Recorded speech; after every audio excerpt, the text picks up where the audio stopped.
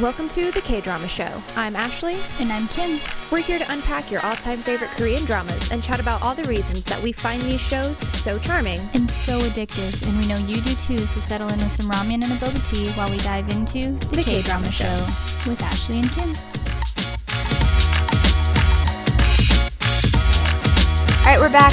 KDrama Show. Welcome. With Ashley and Kim. It is our episode, let's see. 5. Episode 5 of our special release of GyeongSeong Creature, Season 1, Part 2. Part 2, yes. Because when the episodes were released, it was 1 through 6. And then... 7. 1 through 7, wasn't it? No, it was 1 through 6, and then... Maybe it was. That is 1 through... I don't know. I don't remember. Who cares? It's been a minute. But then, yeah, that was in December, and then Part 2 was released in January. Mm-hmm. And a lot happens. Yes. A lot has happened. A lot goes on. All right, so episode 8 and 9, we are going to be covering Awakening and Atrocity. I really, really like this double naming scheme. Yes. Where they alliterate the two together. Mm-hmm. And I think that kind of played into the way that we structured our episodes here, which is kind of fun. Yeah. But to kick us off, I'm going to do a quick recap of 6 and 7. So in episode 6, we learn that TaeSang's mother died at the hands of the Japanese military because she was betrayed by Miss Nawal when TaeSang was a child. Juntaek has provided the Japanese military with a list of Korean rebels and has been returned to his father in a very broken state. ChaeOk learns that the creature is, in fact, her missing mother. And Kato attempts to feed her to her own mother, but quickly learns that there's something more powerful than the control he has attempted to impose, and that is the love of a mother. Commissioner Ishikawa has entered the hospital to continue his investigation into a missing persons report. And then episode 7. Episode 7, ChaeOk has successfully escaped, while TaeSang has not, and we get a flashback of their attempt to flee with the Korean prisoners from the hospital. Let me just put that back in. As the prisoners escape out the window, ChaeOk, TaeSang, and JungWon have created a barricade to buy as much time as possible. It's successful, but at a cost, and JungWon does not survive the onslaught of bullets from the Japanese soldiers. The duo move to escape out the window, but TaeSang chooses to stay behind to buy everyone the time needed to escape. He narrowly escapes by climbing through the vents before falling down a shaft into a mountain of human bones.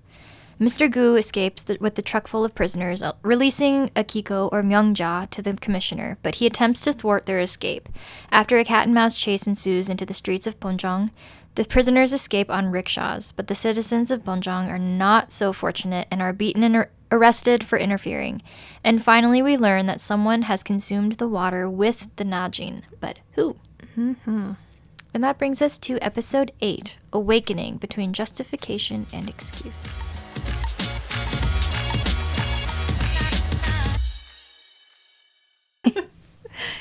All right. Again, just our usual PSA. This is a very intense show. If this is something you are not comfortable with, it makes you upset, totally understand. Go back and check out some of our other content.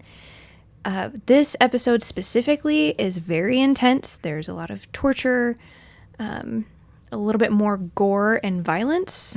So if that's not something that you can handle, go ahead, check out. We won't hold it against you. Go listen to Maeda's Gangnam Beauty. Yes. Listen to What's Wrong with Secretary Kim, Goblin. And Goblin's also traumatic. Goblin is traumatic. Maybe just stick with the other two happy ones. I don't know. Season 1 is still kind of traumatic. maybe, I don't know. Go have a cup of tea. We'll see you next week. We'll see you next time. But yeah, please be careful, especially if this is something that will be very triggering because it is it's very violent. Very violent and very intense. So I'll be back at the end of this episode. Ashley's going to fly solo. Yeah, you did tell me that already. I was anticipating this one to be rough. I have been dreading rewatching this episode since, I really kind of put it off, but yeah, we can do it. It's okay. All right. So we open up and we actually see that MyeongJa is walking around GyeongSeong and barefoot, kind of tattered. And we get a flashback to her having tea with Lady Maeda. And Lady Maeda telling her, you know what? I'm going to have you go to the hospital. You're carrying important cargo, being pregnant. I just want to make sure you're taken care of. And so she is sent to the hospital with Dr. Ichiro. And once she gets there, she is held down and drugged and then thrown into one of the cells. And we come back to present day, and she's approaching a shop owner who he's like cleaning up his restaurant, and he tells her, sorry, we're closed. And that almost sets her off, and she goes full attack mode and takes him out. And we cut to Ishikawa, and he wakes up realizing that he is alone. Yikes.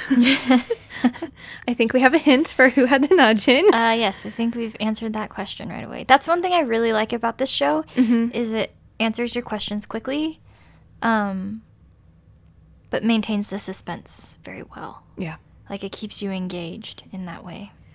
So Kato has now been informed that the creature is still knocked out, and Lady Maeda has visited him, and she wants to see the creature up close. And she just walks up and goes, Seishin, it seems that you are still alive. And this wakes her up and sends her into attack mode as well, and her arms come flying out of the cage, stopping right before Maeda's face. We also cut to seeing Duntaek not recovering well. You know, last episode he was brought out of the prison. He had been tortured in a different sense, but he has given up everything. And he is not eating, he is not sleeping, and many of his comrades have been arrested due to his actions. In some jail cells, Mr. Gru is sitting there with some of the others who have been arrested, and he is being asked, why hasn't Master Jang done anything yet? Because they know that that is his man. He will do anything for him. Well, I think for the first time in this series, we see Mr. Gu look a little bit uncertain. Yeah. Because he has had blind faith in Master Jang up until this point. But right now, in this moment, he's like, I don't know what to tell you. I don't even know if he's alive. Exactly. So. Yeah, it's not looking real good for us, guys. Guys. Don't know what to tell you. ChaeOk continues to visit House of Golden Treasure, but she doesn't really ever go inside. She just kind of wanders around hoping for an answer. And Mrs. Nawal is continuing to ask herself at the same time, kind of like with Mr. Gu, just where is he? And hers, I don't think, is quite as much blind faith. I think hers is more like, this is somebody I take care of. And I tried to get him out of this, and I can't do anything right now. You're saying Nawal? For Nawal, yeah. But back in the hospital, Haneda has been discovered nearly dead in the pile of bones, and he barely manages to utter the words, find the expletive guy, and kill him. So we know that TaeSang had survived that struggle, but he is in very rough shape. He winds up in a laundry room where he finds a fresh Japanese uniform to aid his escape. But he is stopped by a command to stand at attention for the hospital's guest, Lady Maeda, escorted by Dr. Ichiro. And as TaeSang starts to walk away, another soldier discovers his blood on the doorknob of the room he just exited, alerting everyone to his presence in the wing. TaeSang slips into the same office as Lady Maeda, holding her at gunpoint, prepared to bargain for his life. Dr. Ichiro realizes the situation and sends everyone to retrieve Lady Maeda, who is being escorted out of the building by TaeSang. They're on the front steps, and you can nearly taste the freedom with TaeSang. And a sigh of relief is released as the car safely pulls through the front gate, but you can't help but wonder if Lady Maeda will show compassion as TaeSang falls unconscious on her shoulder. ChaeOk has waited outside the House of Golden Treasure for news for 4 days. She feels guilty that he stayed behind on her behalf with no way to rescue her mother or exact their revenge. ChaeOk reveals to her father, JungWon, that his wife is now the monstrosity that haunts the walls of the hospital. We see the Japanese officers observing Seishin, the creature who's going mad trying to escape and reach her family. We then jump to a very, very horrifying scene of Mr. Gu being tortured with electrocution. Just like TaeSang was at the very beginning of this show, having water dumped on him. And the question is, where is Master Jung? What is he doing? And the only response that he can give is, I wish I knew. Because he really doesn't have an answer to give, even if he did know.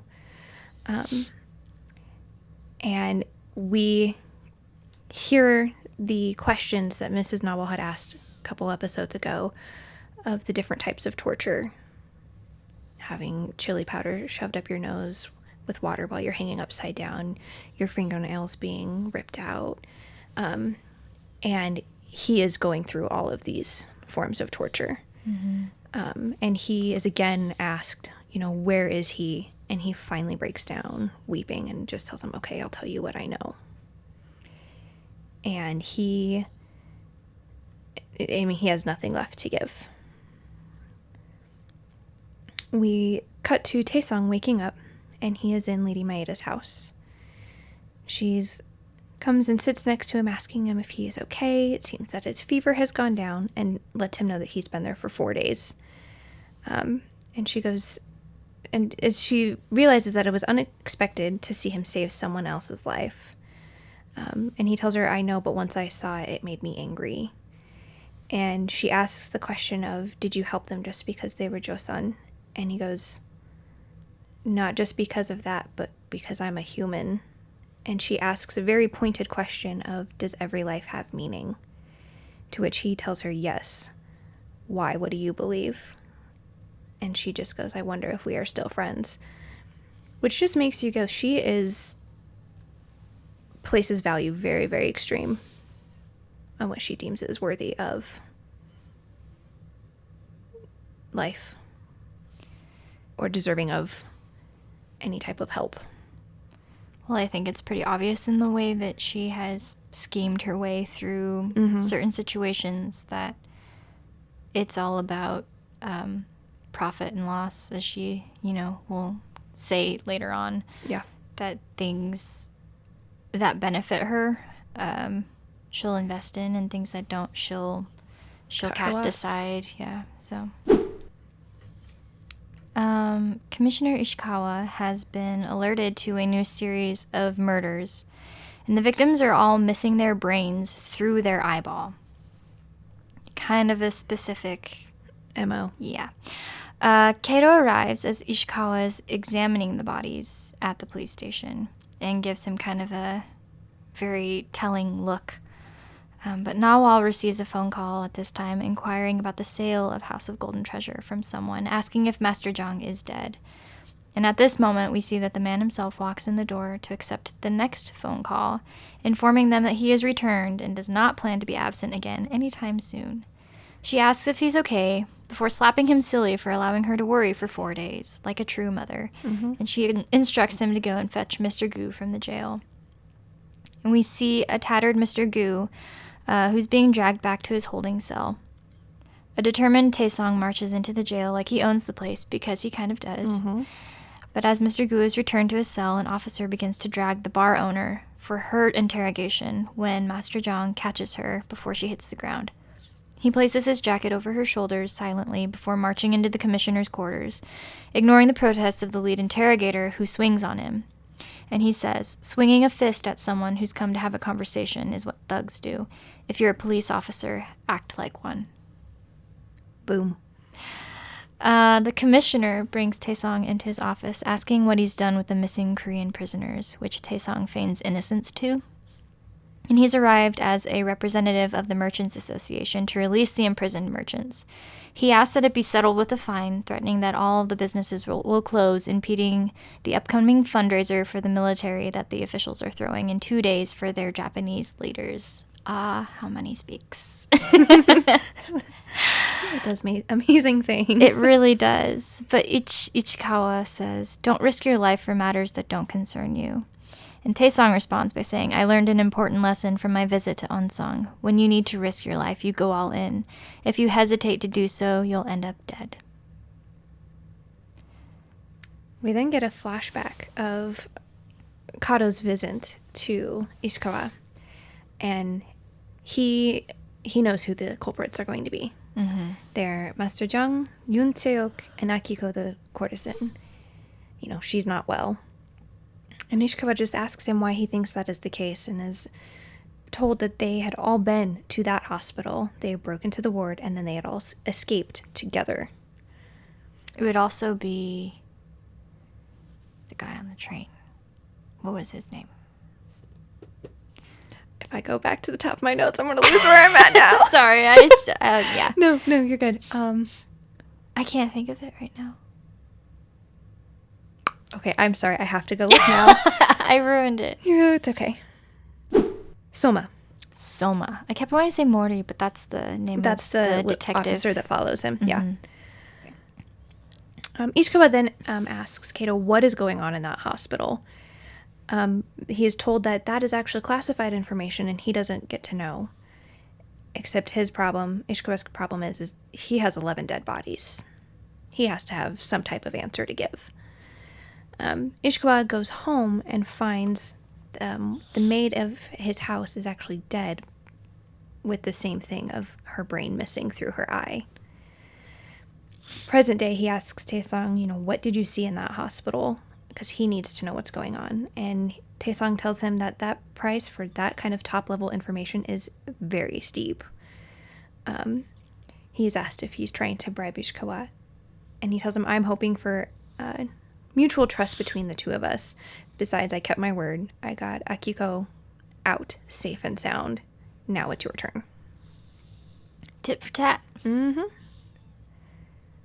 Ishikawa then releases all of the people in the cells, and TaeSang walks in and helps Mr. Gu out specifically since he can no longer walk at this point. The released prisoners have started to chant Myeongjang, which is the district that they're all from, until one of the guards yells at them to stop. And TaeSang gives a very intense stare down, and they all leave, and they just continue to chant. A little quieter. But they're still given a still enthusiastic. Nana nana boo boo type of vibe. Ishikawa asks Mori to continue to tail TaeSang and opens up the piece of paper that reads OnSeong Hospital, Underground Lab, Human Experiments, Lady Maeda.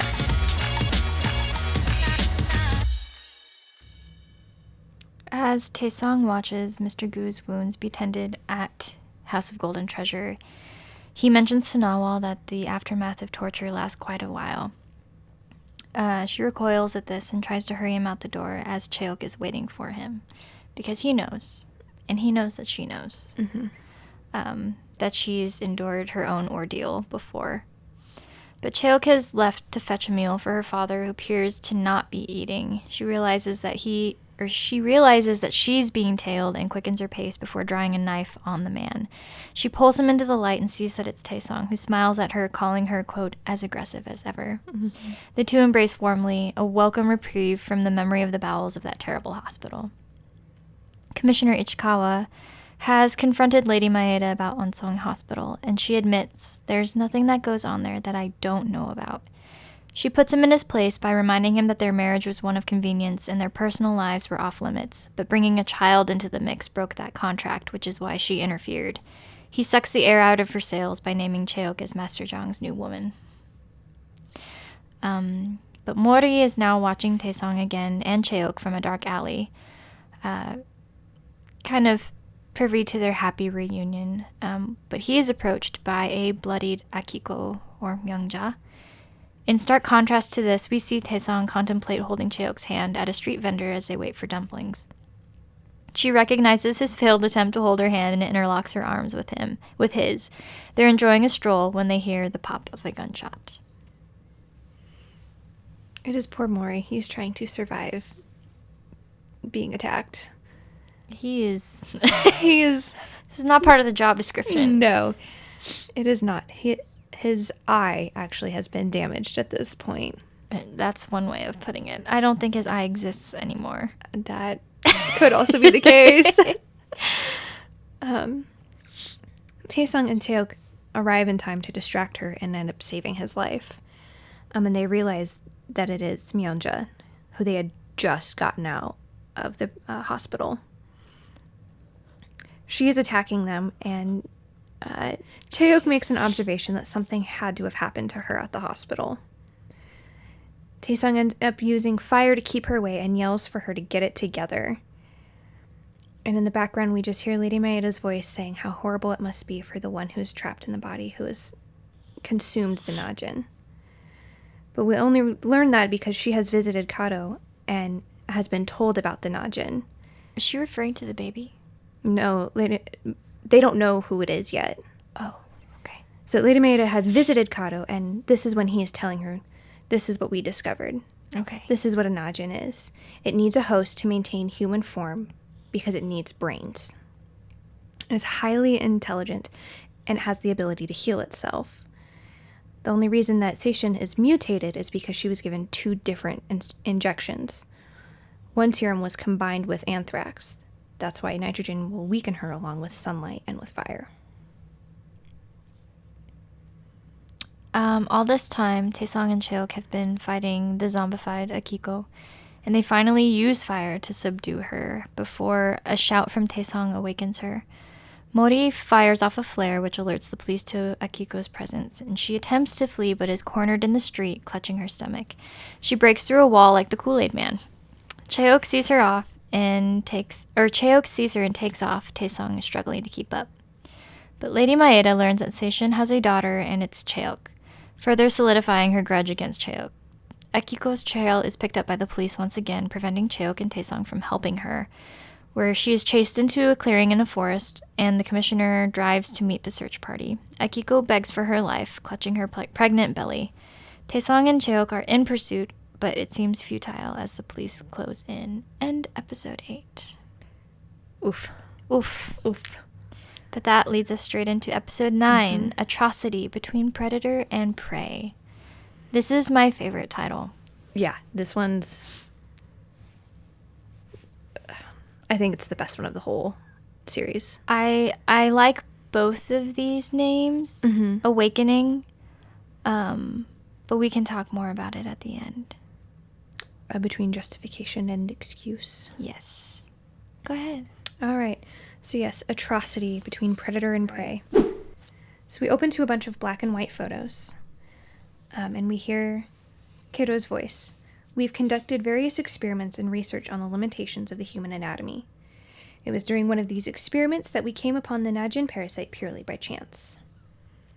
And with these photos, we just see people who are being cornered and shoved into different cells.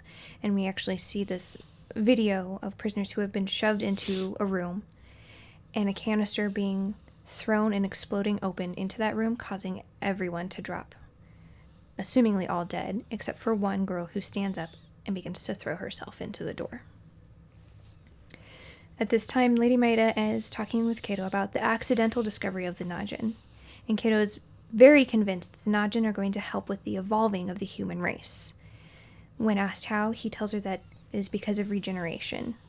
The Najin has healing properties, and he wants to figure out how to weaponize them. We learn at this moment that Ichiro is being sent back to Japan, and so Kato is now going to be the one in charge of the experimentation that is going on here, and Lady Maeda wants him to take over and continue all of his wonderful work. She's going to support him any way she can, and he tells her that his work is expensive and he doesn't have a timeline, and Lady Maeda just assures him that she only wants Seishin to abandon her every command as her payment. Well, Akiko is still being pursued and is finally stopped being completely surrounded by police. The commissioner arrives and she pleads with him. He looks down on her, recognizing that her usefulness has essentially run out and she is simply a liability. He instructs her to return to OnSeong, since she will be executed for the murder she committed. She asks about their child, and he tells her he will no longer acknowledge the child as his own. They bring in a metal cage, which is more like a dog kennel. He orders her to get inside as his last act of kindness to her, and in a fit of rage, she brutally attacks the commissioner, nearly killing him. Akiko takes bullet fire, and ChaeOk and TaeSang have no choice but to leave her behind. Akiko is caged and left for dead inside OnSeong. ChaeOk returns home to find her father has returned to the hospital to retrieve his wife, as his guilt was too great to bear. He writes, "I am going to fulfill my last duty as your husband, so go on with your life. Please cherish your life dearly." That's a lot better translation than what I got. Is it? Yeah. Mine says, "I want to honor your mother by fulfilling my duty as her husband, so all I ask of you is to go live a fruitful life, my dearest. Please live the life you always wanted." I don't know. Huh. I don't know. Yeah, I like Did you watch it on Netflix? Yeah. Maybe I paraphrased. I don't know, but I liked what you said. It was beautiful. Thank you. So JungWon has made his way to the hospital, and he walks right up to the guards and asks to let Lieutenant Kato know that he is Seishin's husband and he would like to be reunited with her. You must have to learn. He is brought to Kato and questioned about his identity. Kato then steps out of the way to reveal Seishin in the process of killing a man by having one of her arms wrapped around him and sucking out his brain. She throws the body, and JungWon just sees the necklace around her neck and just demands to know what they had done. And he is then imprisoned himself. Seishin, our creature, she is angry. And Kato is informed that her behavior just is getting more and more aggressive, and there's nothing that is going to help. And Kato has decided that she needs to have a family reunion. Well, the thing that the one guard says to him is, "We've been trying to satiate her anger with food." Just more and more bodies. Just giving her soldiers and prisoners to eat. It's like, oh my gosh, it's terrible. That's extreme. Dark. That's a lot. TaeSang contemplates what action to take on behalf of JungWon, and Nawal begs him to not return to that place. She shouts at Mori, who is sitting there with one eye, and he tries to explain that he doesn't really have a say in the matter. "If you can't draw the line, how are you any different from an animal?" And Mori hangs his head, agreeing with her. TaeSang asks to close the shop and move Mr. Gu as he makes his move on the hospital. He reminds Nawal that turning a blind eye only opens themselves up to the same injustices down the road. I just realized how poetic Mori's injury is. Mm-hmm. Turning a blind eye, he now has one eye. He now has a blind eye. Mm-hmm. Wow. Those 10 o'clock revelations, man. Good job, writers. Dr. Ichiro, he's informed Lady Maeda over the phone that her husband likely is not going to survive the night, which she receives surprisingly well. She's thumbing through a photo album where she finds what she had been looking for, a photo of her and Seishin posed as if they are mother and daughter, which raises a question for us as the audience. What is the exact nature of their relationship? Mm-hmm. TaeSang finds ChaeOk on the balcony of House of Golden Treasure and just kind of takes a moment to appreciate where she is at, that they are both out, that they have made it, that everything seems to be okay. There's no death there. He tells ChaeOk that MyeongJa was taken back to the hospital and Ishikawa isn't going to make it through the night. ChaeOk asks what they are going to do now since all of their efforts seem to be in vain, and TaeSang just responds by asking her to follow him and takes her inside his vault and just shows her all of the, some of his collection. And while he is pointing different items out, she looks over and finds that there is a little rack of pistols. TaeSang comes up to her and asks, for her hand, and he places a bracelet around her wrist that has an opal, which is supposed to be a sign of good luck. ChaeOk just asks him to make a promise that if either one of us end up getting killed while the other person is alive, the survivor must remember the other one that passed away. It's just the thought that no one might remember that who I am after everything I fought for that makes me feel lonesome, as if I'd never existed. TaeSang tries to tell her that it won't come to that, and he will do whatever it takes to keep them safe, and that they will see a free Joseon together. They hug each other, and we finally get the scene of all of the emotions that they've had bottled up for this entire show, and with everything that they have just gone through as they finally kiss. It's later that night that we see each of Master Jung's treasures are in their places.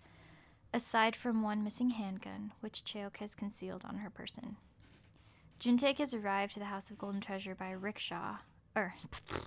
Juntaek arrives by rickshaw to the bar, embracing TaeSang.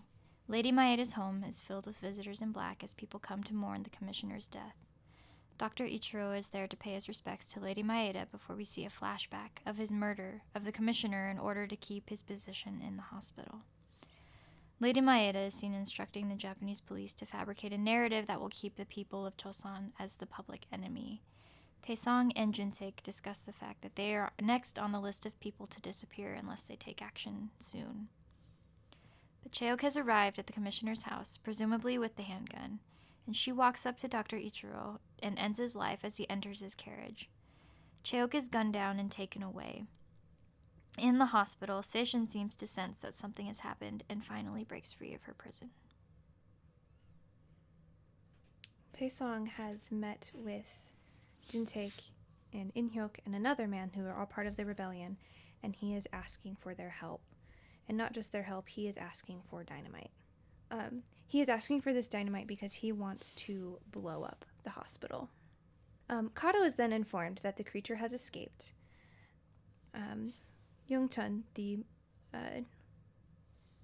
owner of Moonlight Bar, or the lady that always runs it, comes in to tell TaeSang about the news of ChaeOk and the murder of Ichiro.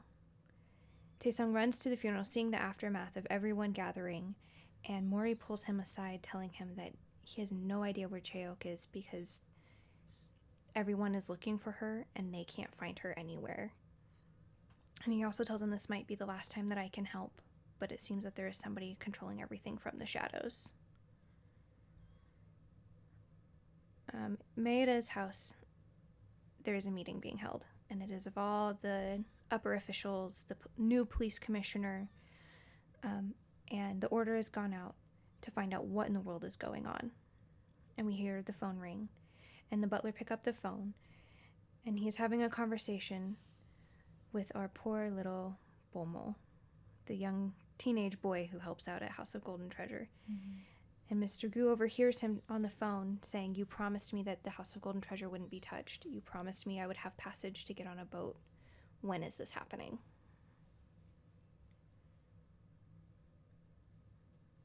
Well, this is all observed by Mr. Gu, who sees him from the steps, and they actually make eye contact as the call ends. Meanwhile, the creature is at large in the hospital. Kato instructs the soldiers to throw JungWon to the creature to draw it out. JungWon escapes his guards, and we see that ChaeOk is not dead, but rather imprisoned by Lady Maeda. There is another woman tied up from interrogation in the same room who appears to be dead. ChaeOk and Lady Maeda recognize one another, but we don't know why. ChaeOk hasn't been seen by any of TaeSang's informants, but Nawal arrives informing him of a visitor. It's Lady Maeda, and she has come to meet with TaeSang. Nawal then asks Mr. Gu where Bomo has gone, who tells her not to worry, as he is not there anymore. But Lady Maeda asks TaeSang if Nawal is trustworthy, and he answers that she's like family. She counters that people betray others not because they are evil, but because they are weak, and he should not bother waiting because ChaeOk will not be returning as she is dead. And she liked him much more before he entered that hospital, as he could differentiate between what brought profit and what brought loss. TaeSang realizes that the invisible hand is Lady Maeda, and she tells him to fall back in line while she is exercising restraint. But TaeSang can only think of ChaeOk, whom he is told he will never see again. Mm-hmm. Lady Maeda ends up telling him that they are now going to be enemies, and with what army is he going to take her on. And she points out all of the flaws of his little family. Nawal, she was the one who sold out his mom when he was a boy. Mr. Gu, he betrayed him with every single one of his recent dealings that he had made. Bomo, and out of desperation to find his mom, had told her every single move that TaeSang had ever made. Juntaek, he confessed to everyone who was part of his rebellion. That is his family. They're weak, lack principles and values, and how is he going to do anything without her, who has been the biggest supporter in GyeongSeong? And TaeSang very boldly tells her it's because of people like her who gave them no choice that they broke. It is her people who have tortured them and taken away their hope, dehumanizing them to the race who they are. And she can't tell them that it's their fault. Despite what they've been through, they do their best to make up for the betrayal that was committed. They're just trying to survive the world that she had created, or her people. Because if we don't survive all of this, who will tell the world what you have done when all of this is over?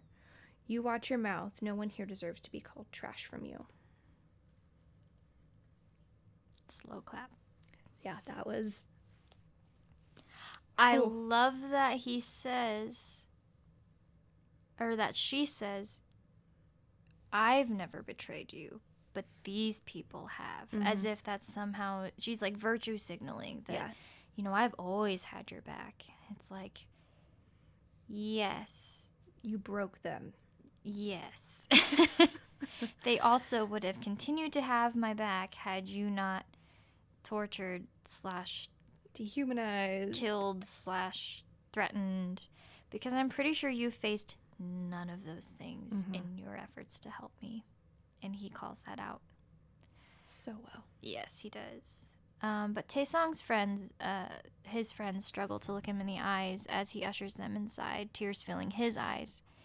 He ends up collapsing on the steps, asking what he said to Maeda, and Nawal answers everything that needed to be said. Mr. Gu tearfully says that he will find the clues to ChaeOk's location before he dies and walks out the front door. Nawal asks how long he knew. He found out when he was a boy and never faulted her. Nawal tries to reassure TaeSang that Mr. Gu is very resourceful, but he worries that ChaeOk is truly gone. Lady Maeda has provided Kato with ChaeOk, whose grunts of pain have captured the attention of Seishin below. And with one blow, Seishin has erupted out of the holding cell, knocking all the soldiers to their backs. End episode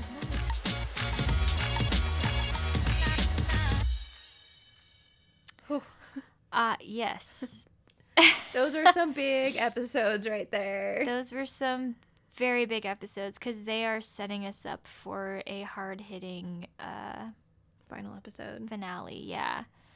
But I had said earlier, I kind of wanted to talk about the naming of these episodes because I felt they were so good. Oh, yeah. Episode 8, Awakening, the fact that we see